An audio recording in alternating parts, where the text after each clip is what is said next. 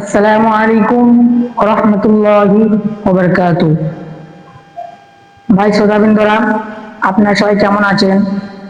তো আশা করি সবাই সবাই ভালো আছেন। আপনাদের সামনে আরেকটি নতুন ভিডিও নিয়ে আমরা চলে এলাম। যে ভিডিওটি হলো নামাজের সুন্নাত সম্বন্ধে। অবশ্যই ভিডিওটা শেষ পর্যন্ত দেখবেন এবং লাইক এবং শেয়ার এবং কমেন্ট করে জানাবেন যে ভিডিওগুলি কেমন হয়েছে। তো বরাবরের মতো রিকোয়েস্ট করব যে আপনারা আমাদের পাশে থেকে আমাদেরকে সাপোর্ট করবেন, কারণ আপনারা যদি আমাদেরকে না সাপোর্ট করেন তাহলে আমরা আগে এগোতে পারবো না। তো আমাদের এরকম আর নতুন নতুন ভিডিও পেতে আমাদের চ্যানেলটিকে সাবস্ক্রাইব করে রাখবেন। ওয়ালাইকুম আসসালাম ওয়া রাহমাতুল্লাহি ওয়া বারাকাতুহু। হুজুর কেমন আছেন? ভালো আছি আপনাদের দয়াতে।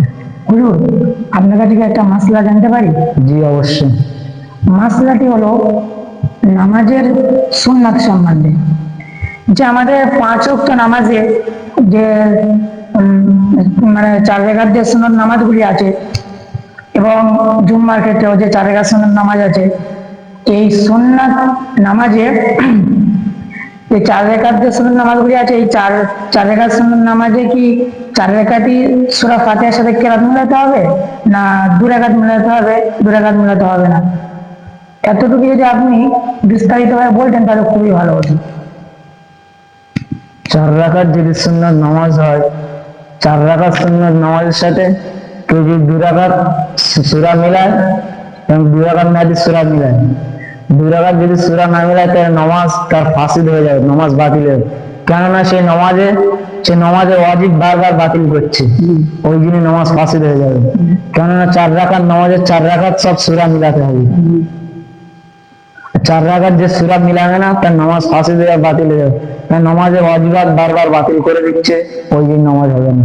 ওই বলছিলাম যে আপনি বললেন সুন্নাত সম্বন্ধে, তো আপনি যদি এই বিষয়টা আরেকটু খুলে বলতেন তাহলে খুবই ভালো হতো। যে সুন্নাত ক রকমের এবং কোন সুন্নাত ছেড়ে দিলে সে গুনাহগার হয়ে যাবে? বাবু তাহলে সুন্নত হচ্ছে 2 রকম। জি। যেরকম ফজরের সুন্নত হচ্ছে, ফজরের নামাজের আগে যে সুন্নতটা আছে, ওই সুন্নতটা হচ্ছে সুন্নতে মুআক্কাদা, পড়তেই হবে, না পড়লে গুনাহ হবে।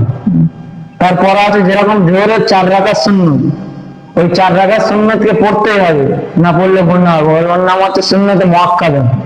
তারপরে যেরকম আসরের নামাজ আছে, আসরের নামাজের 4 রাকাত সুন্নত আছে, ওই 4 রাকাত সুন্নতকে সুন্নতে গয়র মুআক্কাদা বলা হয়। তুমি পড়তে পারো, না পড়তে পারো, পড়লে সব, না পড়লে কিছুই হবে না। তারপর দ্বিতীয় মাগরিবের তো সুন্নত নেই।